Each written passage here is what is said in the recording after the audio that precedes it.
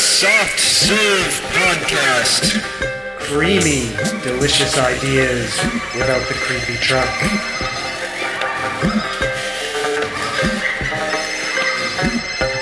No creepy trucks.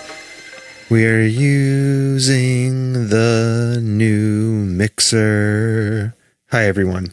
Welcome to the show. You are listening to the Soft Serve Podcast.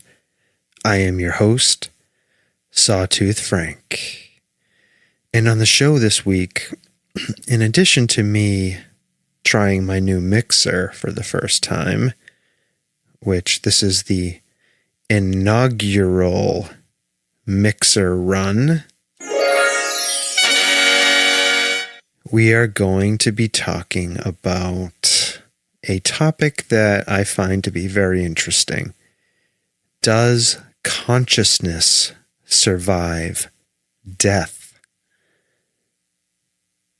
I think I know the answer, and we're going to talk about it in the show this week. But before we do that, I want to talk a little bit about some show and life news. So here we go. I'm going to try a new bumper.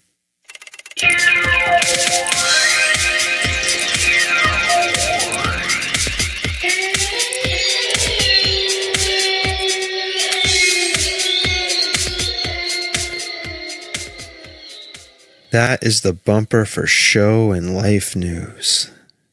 So exciting. So exciting. All right, so the show news, obviously, I started off with this, is we have some new podcasting equipment we're working with. I upgraded my mixer from a version 1 Rodecaster Pro to the new Rodecaster Duo that they have. So I've been working on getting that configured and set up over the last couple of weeks.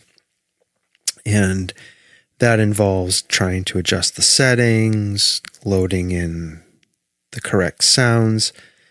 So it may take a couple of shows before I get it totally dialed in exactly where I want it to be.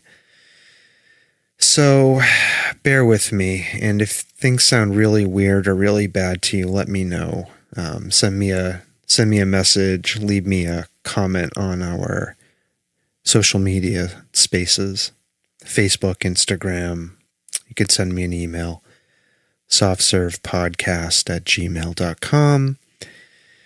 But it's, anytime you make a major change like equipment, you can expect some differences in the way things sound. I've been using my old mixer now for something like 6 years, and everything was sort of dialed in perfectly the way I wanted it with that. So things will be a bit different with the new mixer. All right, so life news. I don't really have any life news. Outside of the podcast, I'm just continuing to do my job on a day-to-day basis. My daughter, Space Unicorn, continues to be away at camp. My son, Ted, is with us for the summer, back from college, so nothing else really going on. If you're a long-time listener, you know I have these goldfish that live in my swimming pool. They're doing just fine.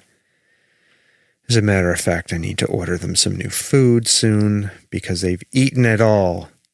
Hungry, hungry goldfish.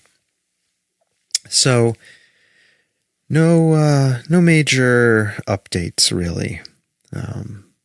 Or things we won't discuss later. I have some news to share sort of about things I've been entertaining myself with, but that'll come later in the show after we have our main discussion about whether or not consciousness survives death. So why don't we get into it? Without further ado, let's chop it up, as they say. Chop it up and mix it down, baby. So, consciousness, does it continue after death? Does our consciousness survive in some way after the physical body dies? This is a question I have personally been, I wouldn't say obsessed, but contemplating for a long time.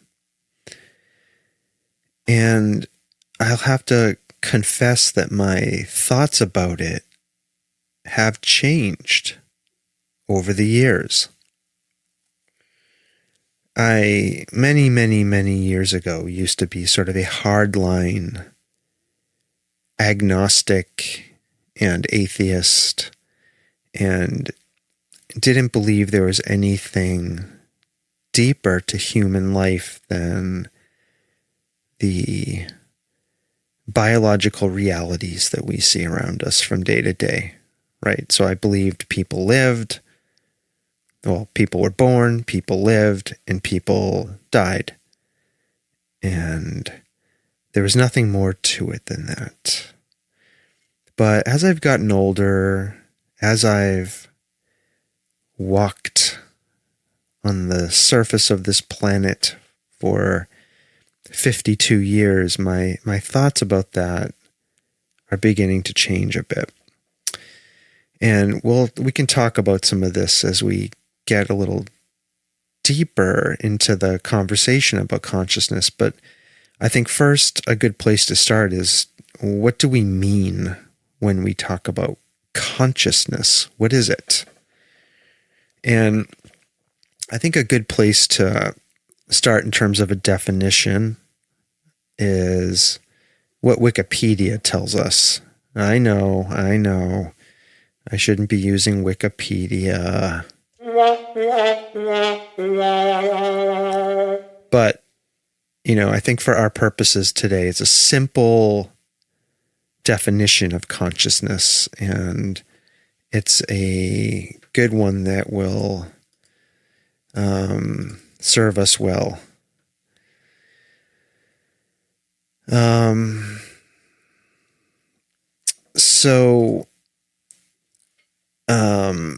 I just got interrupted, of course.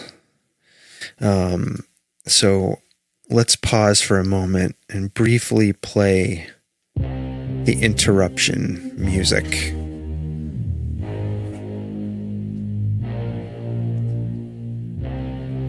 Now, of course, I don't have a pen to write down when I was interrupted, and I know I will not remember because it was fairly early in the show. So I'm going to go get a pen. All right, I'm back with my pen. See, this is what happens when I change things up. Everything gets turned upside down. So okay, there we go. So what was I saying? I have no clue. Oh, yeah. So let's talk about a definition for consciousness. So Wikipedia defines it as the state of being awake, aware of one's surroundings, and able to understand internal thoughts and feelings. It includes personal awareness of the self, sensations, and the outside world.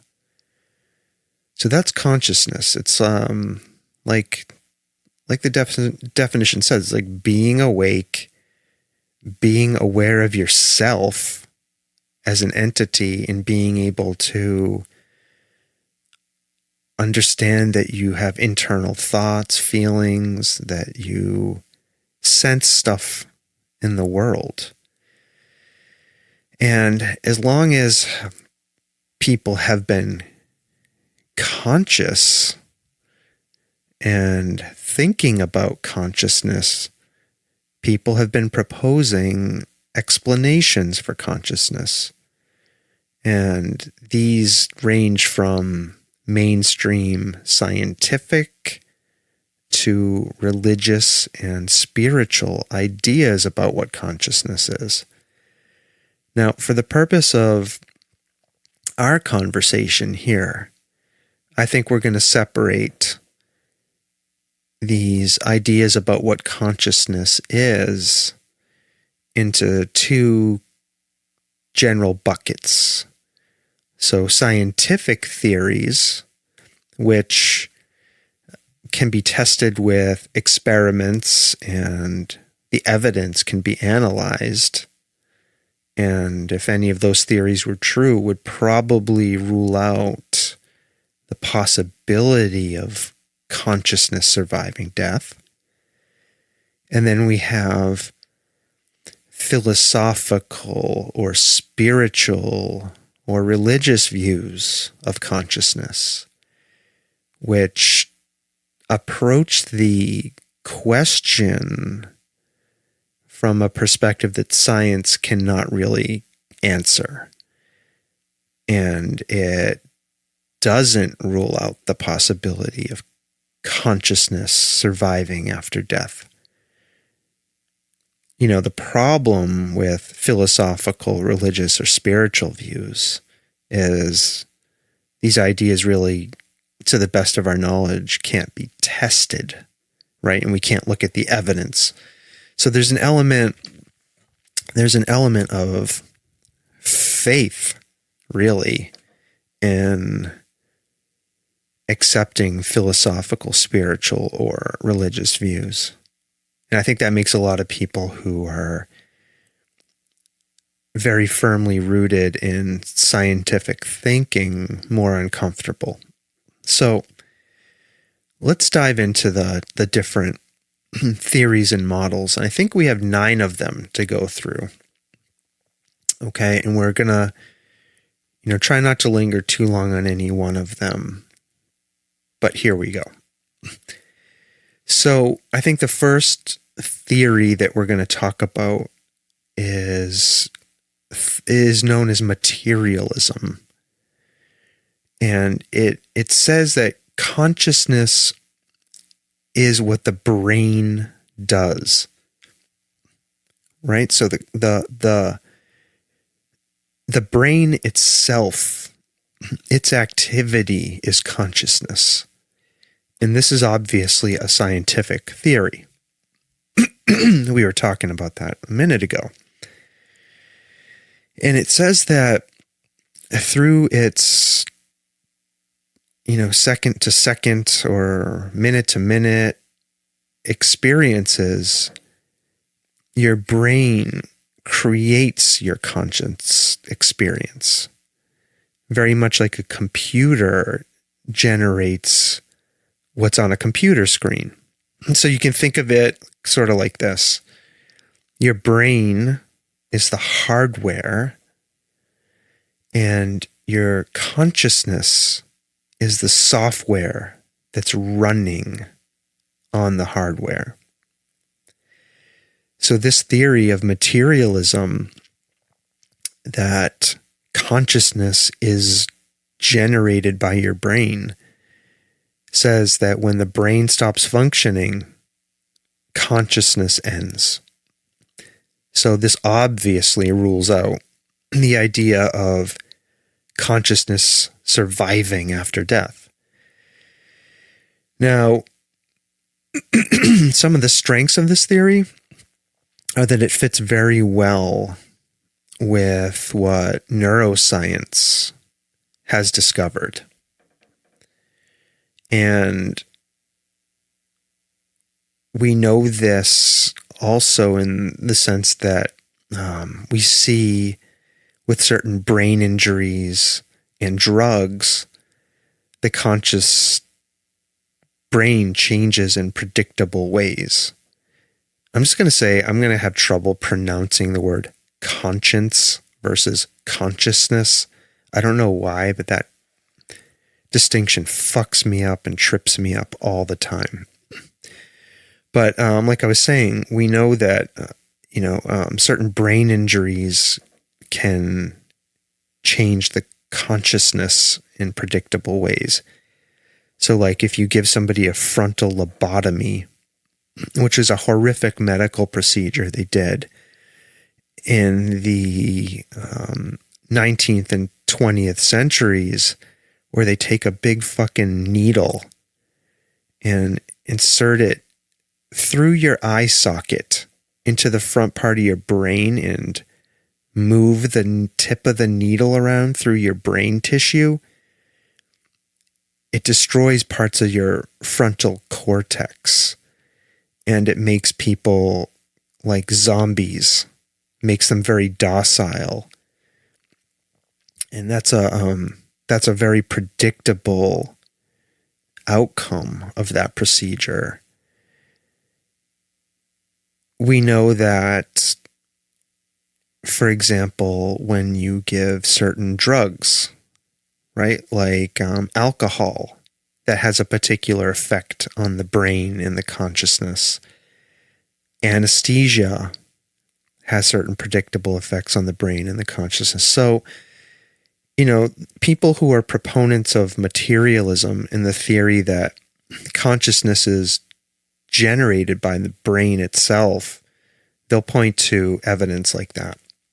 But, I think there still is an open question about materialism, right? And if it was purely just processing the information in front of it, why does brain activity produce a subjective experience at all? Why are we individuals? Why do we see ourselves as individuals? Why do we even have feelings or thoughts beyond basic survival about the experiences we're having? So there are questions about materialism when you start digging into it. Okay, another scientific theory we're going to look at is the idea that consciousness, right, itself is just information being shared by the brain. This is sort of like materialism, I guess. I'm not a neuroscientist, so I really can't speak to the similarities between some of these theories, but it certainly feels similar to materialism. But basically, in this theory of that consciousness is information being shared by different parts of the brain, think of it like your brain has many different specialized workers inside of it. And consciousness happens when the different parts of your brain share the same information. So think like an office, right? A typical office environment. You have all of these different departments that are working independently of one another, right? So you have accounting, maybe, you have shipping, you have sales, you have graphic design, and then let's just pretend all those people are working sort of on different tasks in that office, and then a company-wide announcement is made, either through the building or over Teams if everybody's working digitally. And once that announcement happens and that information is shared across the company, everyone in the company can now act on the same information. And that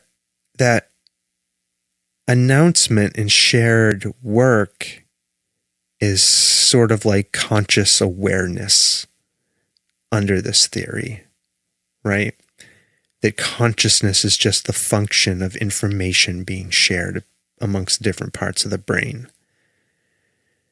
So like materialism, the first theory we talked about, this one also rules out the idea that consciousness survives after death, right? So under this theory, if the brain can't share information amongst the different parts of itself, it can't generate consciousness. And so there is no consciousness, right? All right, so the last of our scientific theories about what consciousness is, and then we'll get into the philosophical and spiritual and religious models of consciousness. But the last of the scientific ones is that consciousness represents the brain's best guess. So under this theory, your brain isn't just recording reality. It has to constantly make educated guesses about what's happening to it and updating those guesses. So under this theory, your brain operates kind of like your phone's autocomplete function. It predicts what's coming next, and then it makes adjustments when new information appears. So your conscious experience is really just your brain trying to continually update its own prediction of the world.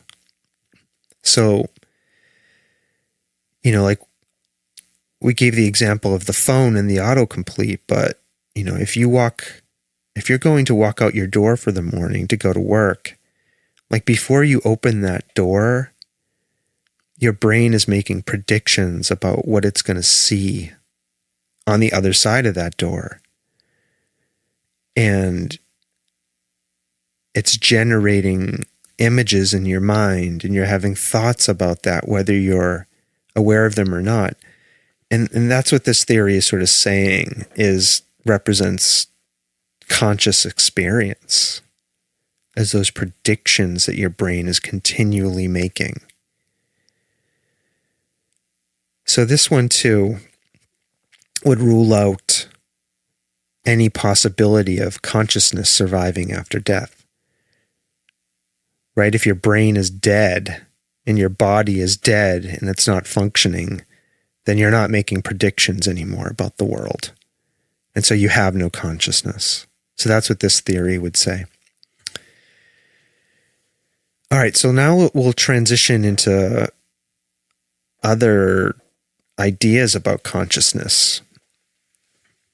So these philosophical, spiritual, and religious ideas. And I find these to be a little more interesting, to be honest with you, my dear listeners. I find these to be much more interesting. So the first one we're going to talk about is called panpsychism. Panpsychism. And this says that consciousness is a fundamental property of reality. Now, sit down. This is not easy to wrap your head around. But panpsychism says that just as everything in the universe has mass and energy, everything may also possess an extremely tiny amount of experience. So a rock, for example, sitting on the ground, it wouldn't necessarily be thinking, but it might possess sort of a very small, simple form of awareness. And panpsychism says that humans are conscious because billions of tiny pieces, our cells, right, combine together into a rich experience. And it's this combination of little tiny forms of awareness of each individual cell coming together that form consciousness. Now, this view doesn't necessarily rule out the idea of consciousness after death, but I do think it might be suggesting possibly that if the body or the collection of cells that each sort of possess their own simple form of awareness come apart, then possibly the conscious experience would also come apart. But I don't know exactly. So if anybody out there is a expert on panpsychism, I would love to hear what you think about that. But I think this is sort of the first theory we're looking at that says consciousness is not solely generated by the brain. Okay? All right.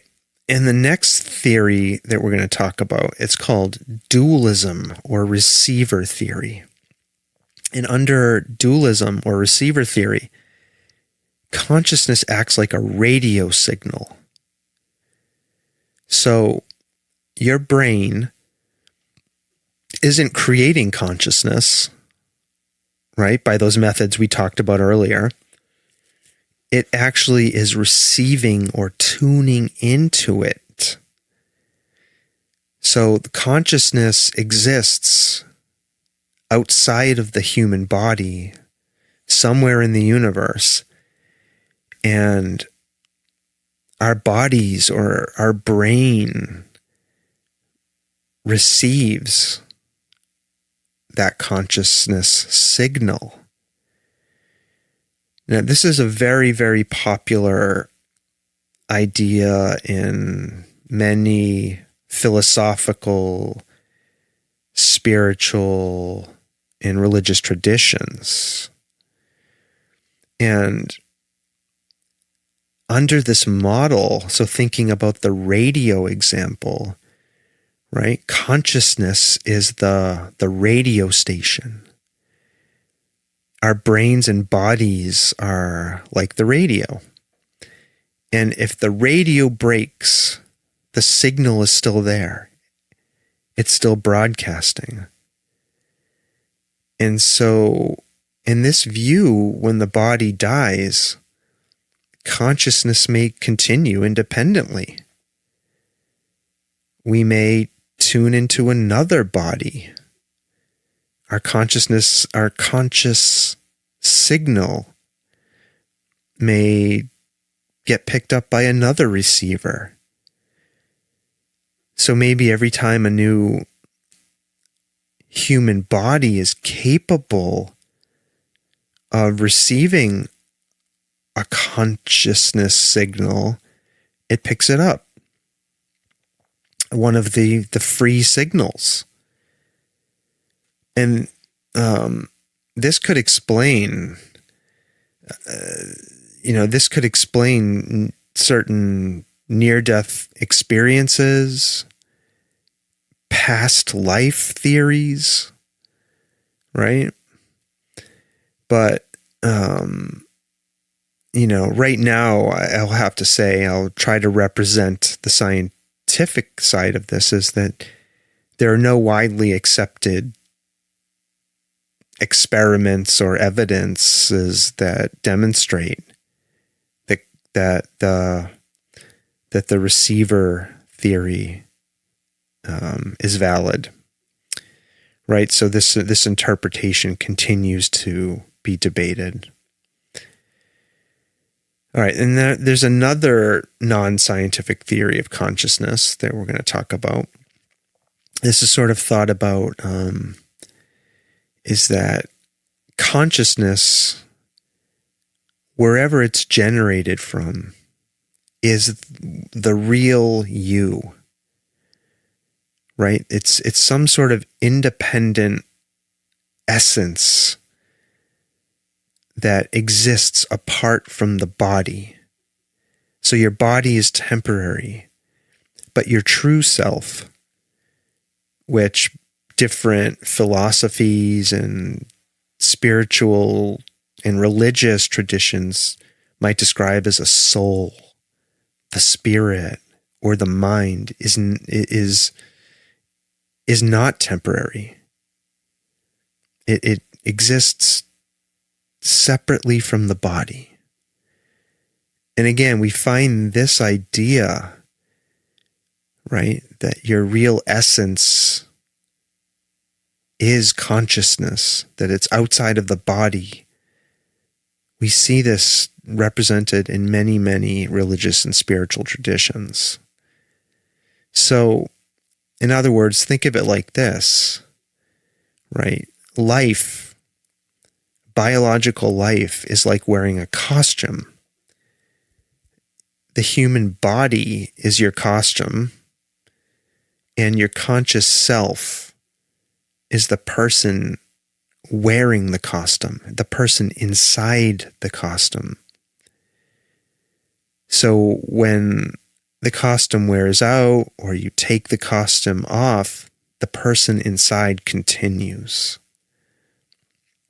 So again, we mentioned that this idea appears in many philosophical, spiritual, and religious traditions, right? And so some of those are forms of Hinduism, which describe an enduring self that continues through rebirth. Most forms of Christianity teach that the soul survives bodily death.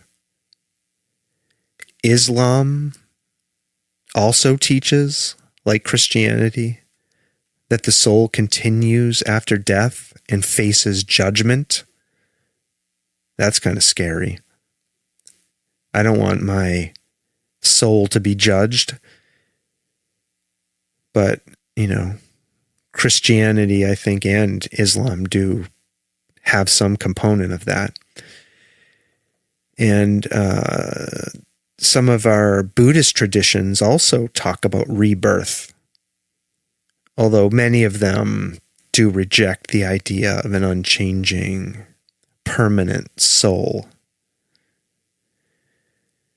So again, this theory is very much rooted in ideas of philosophy and believing or faith, rather than any kind of scientific consensus, right? This can't be tested in any objective, repeatable manner to get evidence under the, under the ways that we do science. So, all right, let's move on to our seventh model here of consciousness, right? And this is called idealism, right? And it's the idea that your individual consciousness is part of a universal mind of consciousness,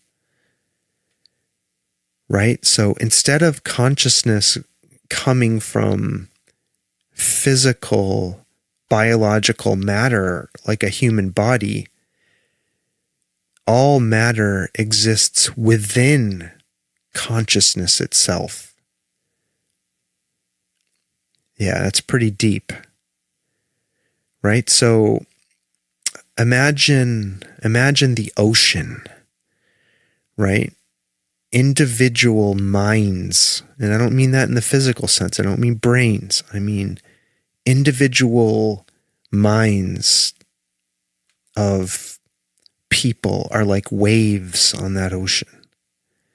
And I don't mean just people either. Let's talk about anything that's conscious, right? Conscious.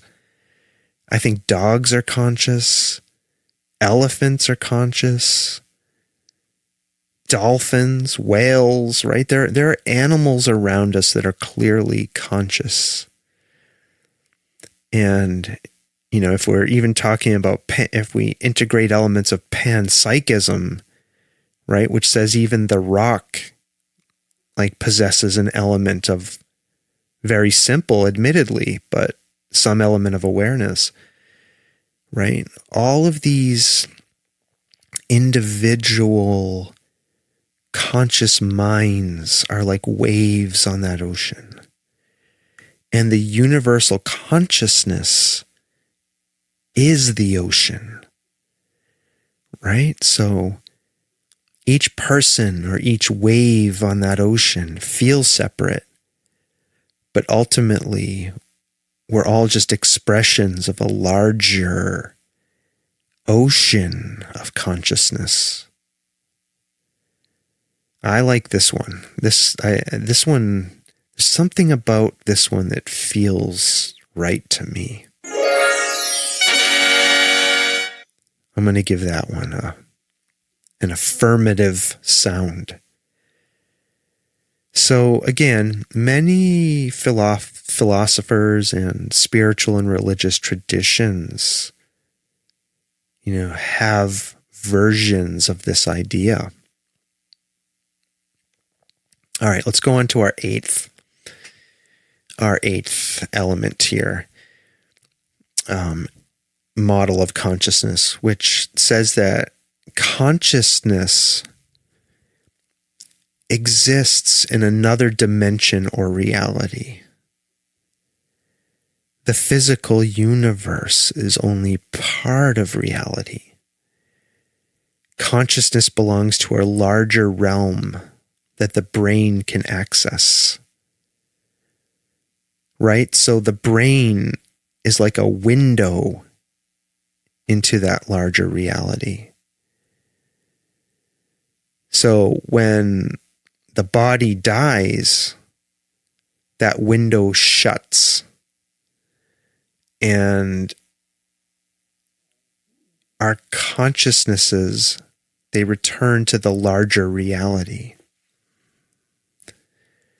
So this idea appears in some mystical and religious traditions, New Age beliefs, and various philosophical models. Again, this one has no scientific support. And I'm not sure, I don't know how I feel about this one, actually.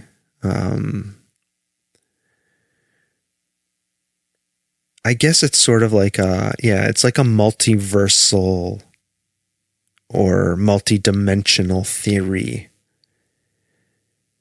And I'm just going off vibes and feelings here, but if I was to guess, I'm more think consciousness is part of this universe that we're currently in, right? That it's not part of another dimension or reality.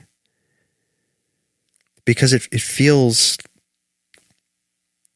fundamental to this reality, consciousness. But again, I think we have an incomplete idea about what even this reality is. So, the universe itself might be multidimensional. Well, we know it's multidimensional. So I guess consciousness could exist in another dimension. So I'm sort of talking myself into, I guess, not rejecting this idea out of hand. But, and this last one we'll talk about next, the last model of consciousness is consciousness is a simulation. So this one's tough, and it for people, I think, and it's one we've seen represented in lots of movies, like The Matrix, for example. But it says that reality could be similar to an advanced virtual reality or computer simulation. So it's not, not even, I guess in something like The Matrix, there are human beings behind the reality that the characters are experiencing, right? They're just being plugged into a computer system. But in the simulation hypothesis, it's saying that reality itself, is either simulated, and I guess it is saying also there could be people sort of on the other side of us, but the us that we experience right now is just all a digital creation. It's not physically real, I guess. So if this was true, your body might just be like a game character. And our true consciousness could exist outside of the simulation if we're being played by another conscious being. But we could also just be conscious characters in a simulated world or game, right? And when the game shuts off, or our character dies, or the reality is turned off, we could not go on, right? So whether or not consciousness would survive a simulation, right, depends on how the simulation works. Are we people on the other side of the simulation playing characters? Or are we just NPCs, non-player characters who, when the simulation is shut off or the game ends, we're done? And I don't know that this may or may not be testable using the scientific method, but there are people who have theorized, right? There's something out there called the simulation theory hypothesis. It's some mathematical formulation and calculation that was done that basically suggests we are very likely living in a simulation, right? So the simulation hypothesis, and I'm not a mathematician, so forgive me if I get it wrong, but the simulation hypothesis basically says that once an advanced civilization reaches a technological state where it can reliably create simulations, that civilization is going to create a near infinite number of simulations. And the likelihood that we are living let me back up, that they're going to create a near infinite number of simulations, and the number of simulations will make it unlikely that any conscious being is living in the original non-simulated reality. So basically the simulation hypothesis says that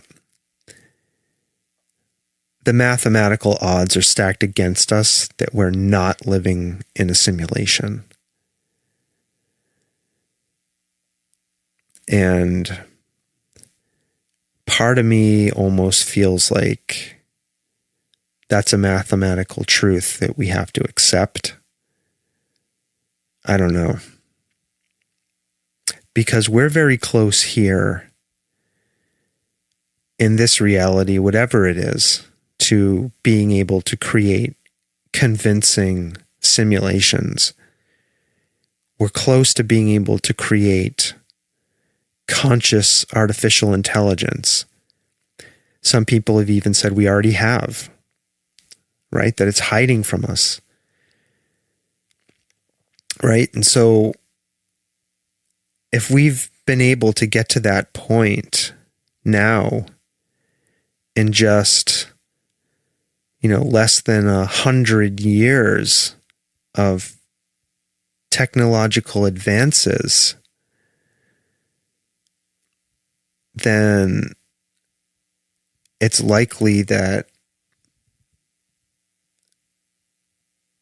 we're because of the mathematical probability that there's so many simulations that it's more likely than not that we're living in one, we would have achieved that point. Well, I'm fucking all of that up trying to explain it to you, but that's the best I can do. So if I sound like an idiot, I'm sorry. All right, so, I don't know. That's heavy stuff. So we get down to the question, right? Does consciousness continue after death? We reviewed some of the theories, right? We reviewed 9 theories of consciousness. And before I answer the question, does consciousness survive after death? Does it continue on when the body dies? I shared up sort of at the start of this that, I'm 52 years old, and the longer I live, the less convinced I become of agnosticism and my former certainty as an atheist that there is nothing more to this life. Over the years, I've had, a number of personal perceptual experiences that lead me to believe that there is a deeper connectivity going on, that there is more to conscious life than what we perceive day to day, that we are tuned in to something bigger, like a universal consciousness. One example of this, and I may have told this story on the podcast before, but one example of this was when I was in the United States Army. I had a roommate who was very troubled, and I was stationed overseas in South Korea. We were right on the DMZ up against North Korea. The DMZ is the demilitarized zone. So, when I was there, where a lot of us are young, soldiers tend to be on the younger side. And they like to deploy the younger soldiers overseas. And so many of us are away from home for the first time for extended periods. So you get these, young men and women experiencing homesickness, and they don't want to be overseas. They don't want to be on the border of North Korea. And this was my roommate, a guy I remember all too well. And he was not happy being there, and was trying to figure out ways to get home, and would constantly complain to me about being there and how he wanted to go home. Now, typically, I would, during lunch, during the Army, I tended not to eat lunch, so I would go home and take a nap. That's what I usually did. I would walk over to my barracks from my office and lay down for 45 minutes and take a nap.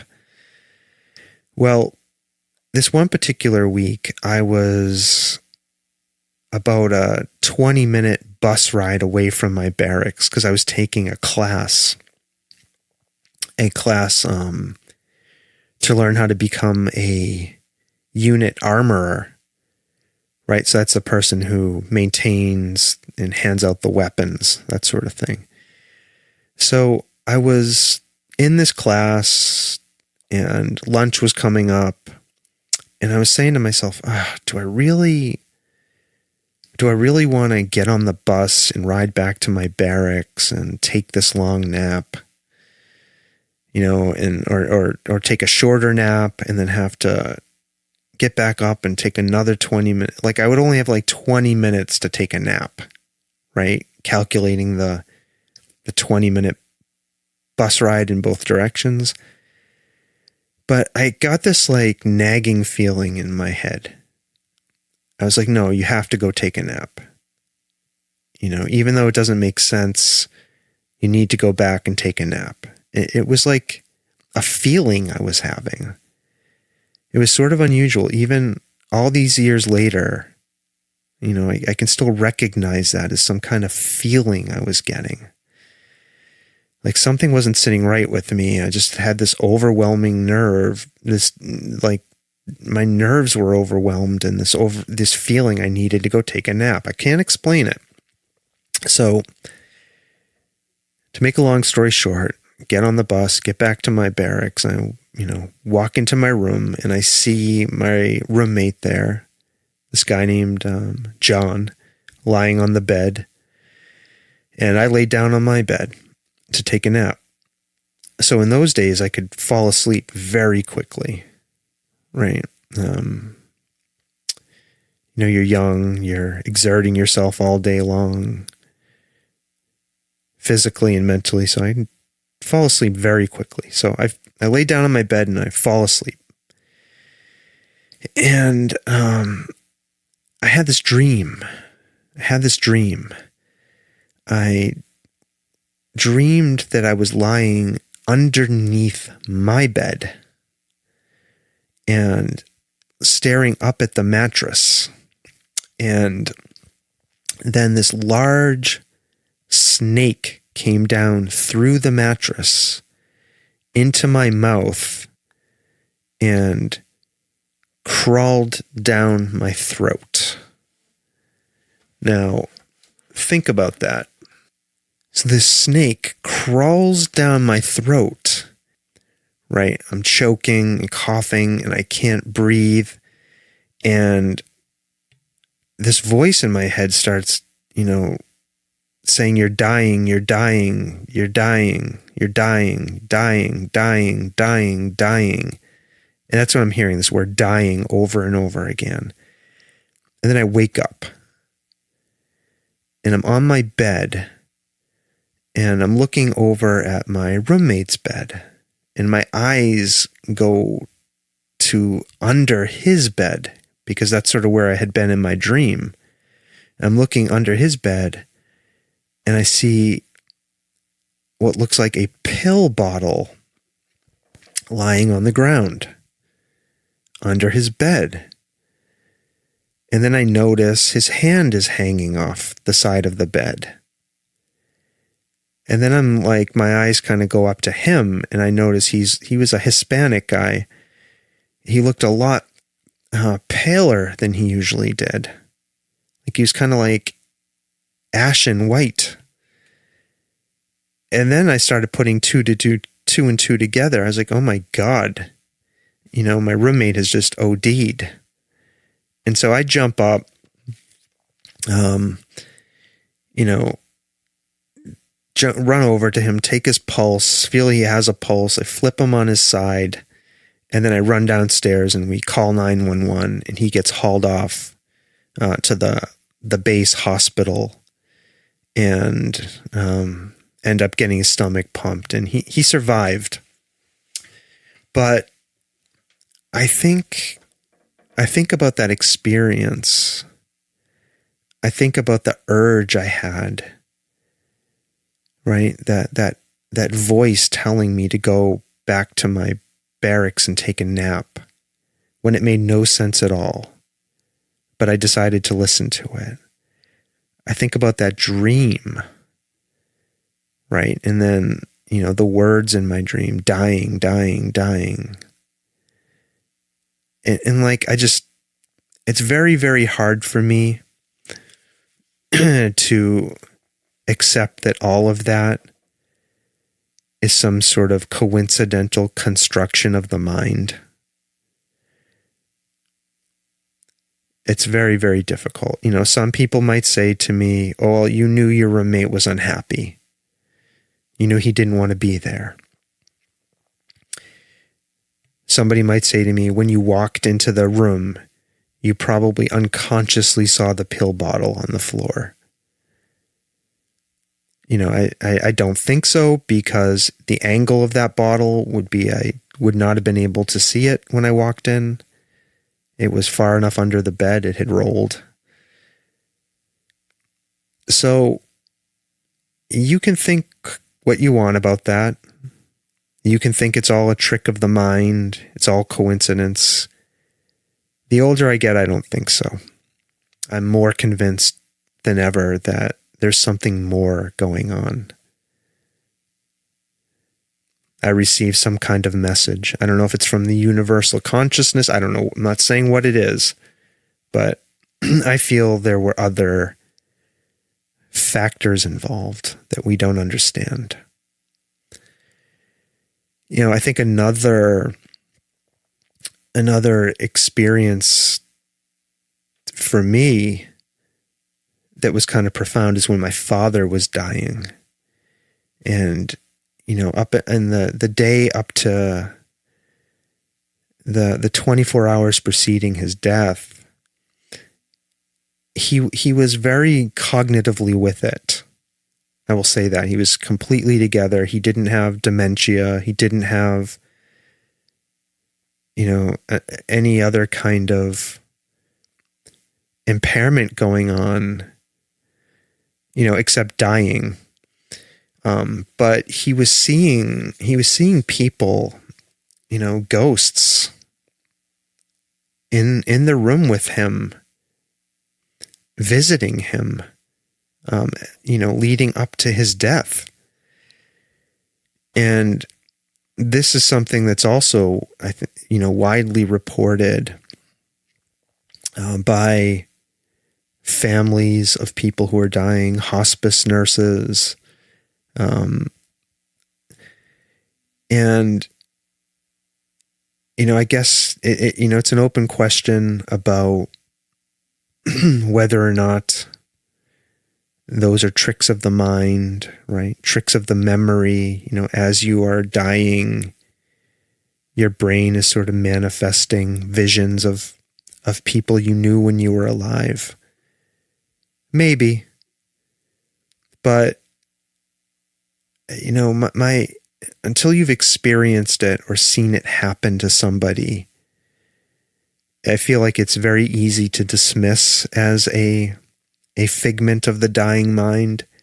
But I tell you, you know, my father, when he was dying, didn't talk about these people that he was seeing like they were figments, you know.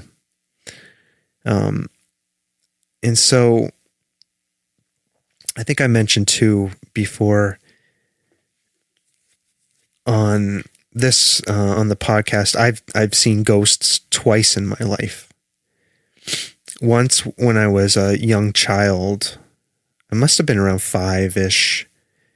I was coming down the steps from upstairs where the bedrooms are and the upstairs bathroom. And this is right after one of our cats had died. And I was coming down the steps and I saw the cat sitting on a chair.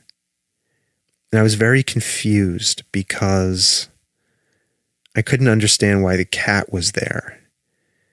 And the cat was meowing at me, but there was no sound coming out of its mouth. And so I took a few steps closer to it and then it vanished. It just sort of dissipated. So that was a ghost cat. And then I had a similar experience around that same age of seeing an old woman standing in our front yard. And she was waving at me. And I, you know, did a similar thing. I kind of walked towards her and she disappeared as well. So, you know, were those somehow manifestations of consciousness that exists outside of the body? You know, I said before earlier in this podcast, I believe animals are conscious. You know, cats, dogs, you know. So I don't know. You know, I do know my father told me that, you know, he bought the house, you know, they bought the house from an old woman who had died. So maybe that's what I was seeing. Right. And then, we have, I don't think it's entirely fair to say there's no evidence of consciousness existing outside of the body, because there has been research into near-death experiences, which has lent some credence to there being something to the idea that the human consciousness can exist outside of the body. There's a woman who wrote a book about near-death experiences that I read. Her name is Leslie Kean. Definitely worth reading her book on near-death experiences. And in that book, too, I think she goes over some, which by all accounts, there are a number of credible, what we'll say is documented past life accounts, right? So people who, children mostly, who at a very young age start remembering details of prior lives that they've lived. And this might lend some credence to the idea that, our consciousnesses are functioning like signals, and that our bodies are like receivers, right? Remember the the radio theory, the dualism or receiver theory of consciousness, right? So maybe these folks, after a prior physical body or receiver died, got broadcasted into another one. I don't know. But if you do some reading into past lives, you'll see that there are some credible, unexplainable accounts. Yes, there have been charlatans and liars and people who have, falsely claimed that they were reincarnated, but there are some credible accounts. Other sort of indicators that there's more to our consciousnesses than we've been led to believe are that over the last 70 years or more, there have been numerous government programs run by the CIA and other departments on exploring the idea of remote viewing, which is when a person projects their consciousness, right, to another location and can get details about that physical location using their projected consciousness. And also investigating other psychic phenomena. So our own government has spent hundreds of millions, if not more, to study consciousness and figure out how it can use consciousness as a weapon. And this sounds like stuff from the X-Files, I know. And you're probably listening to this thinking old Sawtooth has lost his mind. But it's the absolute truth. You can Google this. Google CIA remote viewing, and you'll see information on this. Hold on. My throat's getting hoarse. I'm going over an hour now on this. So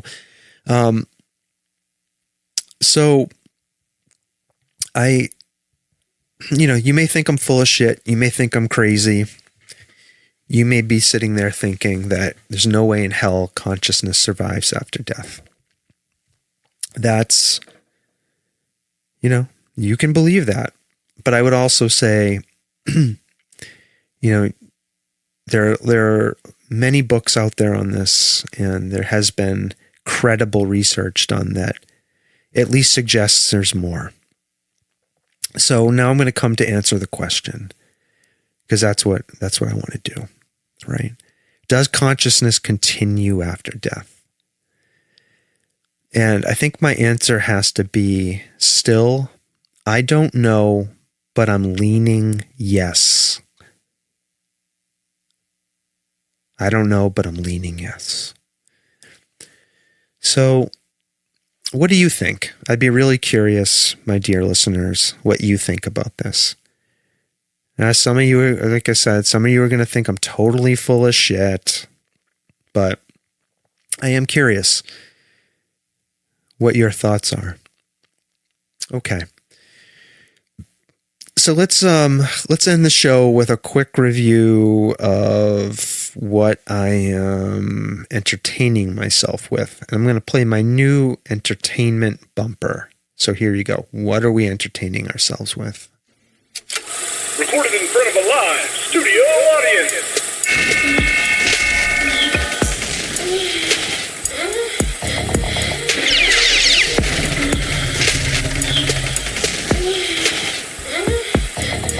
What are we entertaining ourselves with? Yeah, baby. Well, like everybody else in the world, I just saw the Spider-Man Brand New Day movie this past weekend. And let me tell you something about Spider-Man Brand New Day. Okay? I want to tell you this about it. Spider-Man Brand New Day was fucking awesome. It was the best of all of the live-action Spider-Man movies. It is the best Marvel movie since Endgame. Highly recommend. Highly recommend. It was amazing. I loved everything about it. I love the guy who plays Spider-Man. He's perfect. His real-life wife, Zendaya, who plays his love interest in the movie, was great. Highly recommend. Go see Spider-Man: A Brand New Day. Let's see, on TV, Stomping Jen and I don't want to be an immortal lobster.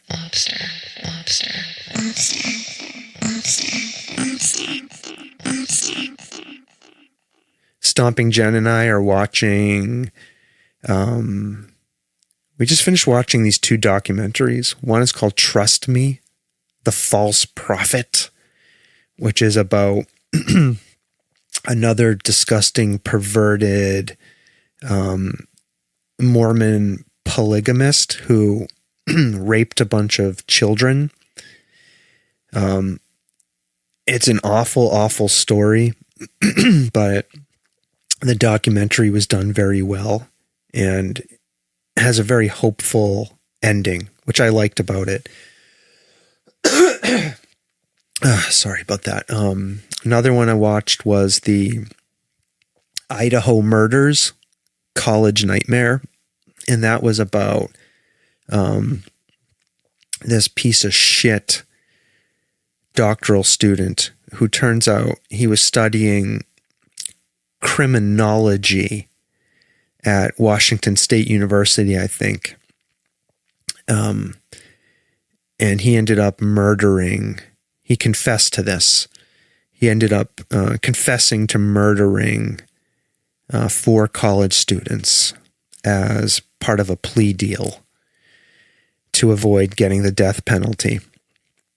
And apparently this guy was obsessed with serial killers and got into criminal justice because he wanted to learn as much as he could about serial killers and how to avoid being caught, etc., etc. And thankfully, he was not a very good serial killer, and he got caught right away. But those poor college kids that he murdered. Again, another really good Netflix documentary if you're into that kind of thing. Books. I am reading right now, continuing to read the first Dungeon Crawler Carl book, which is fantastic. I know a lot of people have been reading Dungeon Crawler Carl for a while, but I'm new to it and I love it. So I'm getting into that. Let's see. Also reading, I'm going to buy and listen to a new book by Annie Jacobsen. She's a reporter who reports on the government and the Department of Defense. And she just finished a book about biological war. It's called Biological War, a Scenario. And it outlines, either minute to minute or day by day, how a biological war would unfold across the United States and the world. And she did the same thing for nuclear war in her book, Nuclear War, a Scenario. And her nuclear war book was one of the most frightening things I have ever read. So I'm looking forward to being horrified and terrified by her new book, Biological War. Let's see, music. I'm not listening to much right now, except Cypress Hill. I'm still working my way through their catalog and enjoying listening to their albums. They have a lot of good stuff. And they just put out an all Spanish album, which is kind of cool. I don't speak Spanish, so I don't understand what it's saying, but I do like the music. I like the beats. I like the way that the guys in Cypress Hill rap, so I can still enjoy it in Spanish. All right. That brings us to the end of our show, folks. That was a lot. We talked about consciousness, surviving after death. I told you that I'm, I don't know, but leaning yes. Again, I'd like to hear what you have to say about it. If you're new to the podcast, you can follow us on Instagram, Facebook, TikTok, X. We even have a Substack, believe it or not. Even though I don't write much right now, we have a Substack. So you can send me feedback on any of those platforms. You can send me a DM. You can email me, softservepodcast@gmail.com. Send me smoke signals, whatever you want. Okay? And that will do it for our show this week. Again, I have introduced a new mixer, some new sound elements. So I'm curious if you notice the difference in how the show sounds, if you think I should change anything, what have you. I'm open to hearing all of your thoughts. Okay? All right. So we're gonna go out now. I'm gonna say my magic goodbye words. Then I'm going to play the outro song, which again, I encourage you to listen to it. Please. There's a very important message in it, delivered by former President Dwight D. Eisenhower. A message about the military-industrial complex and how we should all be behaving as human beings. Okay, so listen to that. And then I'm going to play after that the disclaimer, which you don't have to listen to. You don't need to listen to the disclaimer. Okay. All right, folks, here come the magic words that I say at the end of every episode.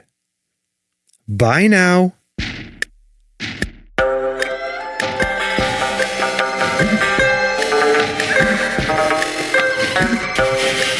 This world of ours, ever growing smaller, must avoid becoming a community of dreadful fear and hate. Those who have freedom will understand also its heavy responsibility. That all who are insensitive to the needs of others will learn charity, and that the sources, scourges of poverty, disease, and ignorance will be made disappear from the earth. And that in the goodness of time, all peoples will come to live together in a peace guaranteed by the binding force of mutual respect and love. I shall never cease to do what little I can to help the world advance along that road.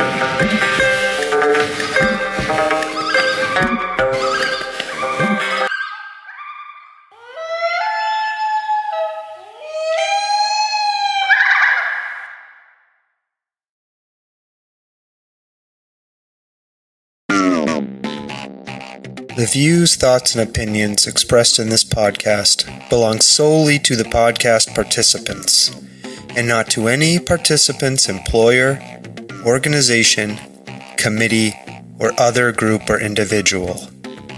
This podcast is for entertainment purposes only.